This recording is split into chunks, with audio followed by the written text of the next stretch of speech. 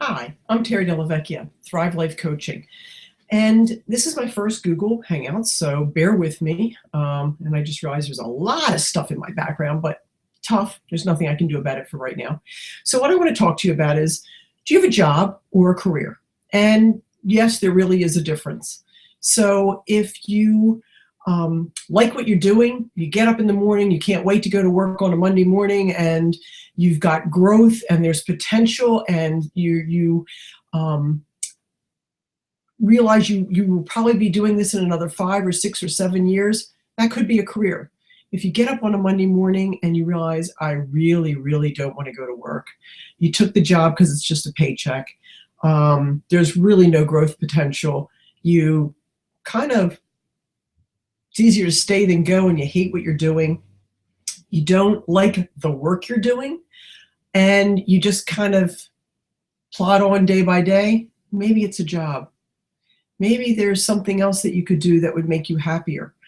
You could find what strengths you have and what you would like to do for the rest of your working career or working life. That's a really scary thought. If you're doing something now, and let's say you're in your 20s, think about how long you have to work. And obviously Social Security keeps changing, the retirement ages keep changing. So 65 was pretty cool back then. It's not 65 anymore, it's more like 70 because people live longer. So if you have a job that you are doing right now and you realize that this is what you look like every day when you're going to work, oh my gosh, you need some help, because wouldn't you rather look like this? Being happy at what you do is really critical. It's very, very important. It helps relieve stress. It's very stressful when you don't like what you do, when you're in a job that just gives you no satisfaction. There's no fulfillment. There's nothing that in the job that makes you want to stay. And maybe you did like it to begin with, but something changed, let's say management or even yourself. So you could have gotten a job right out of college that seemed really interesting because it was something that you liked to do, but maybe you weren't too smart about it at that point. And you realize now, 5 years later or 10 years later, that maybe something that you happen to like or you took your major in college isn't what you really want to continue doing for the next 15, 20, or 30 years. So what do you do about it? Well, get a piece of paper. Sit down and figure out what your strengths are. What is it that you're good at? And it might not be what you're working on now. It might not be what you took in college. So write down what your strengths are. And then write down what your likes and dislikes are. What are your lines in the sand? What are you tolerating that you don't want to do anymore? What is it that would make you happy and fulfilled and feel more successful? And then you try and figure out what those things are and look for jobs that have some of those things in them. Sometimes that's not too easy.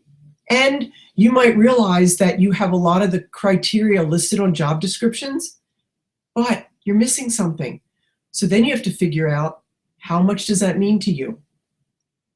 Are you willing to go back and take a certification class or actually go back to school?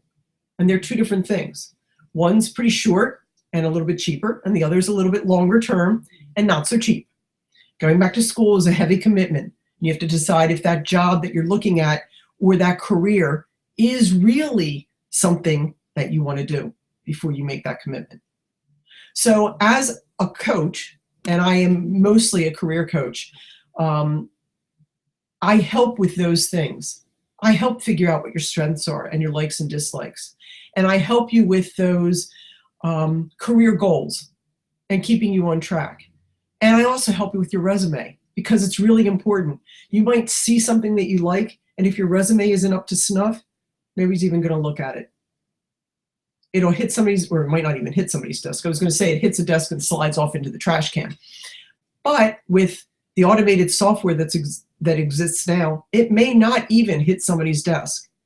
If you don't have some of those keywords in, you're done before you start. Resume is pretty important, as is your cover letter, as is your interview. It's your first impression is the most important impression. And that goes on a phone interview too. You have to sound upbeat. You have to sound like you know what that you're interested in the company. Just like if you were doing an in-person interview. So back to, do you have a job or a career? That's the big question of the day. And you can answer that after thinking about what you do and how you feel. And then, what do you want? Now, I know the answer for me was I wanted a career. I think for most people it probably is. So what do you want to do about it? And what's holding you back? What's keeping you in a job that you're not happy in?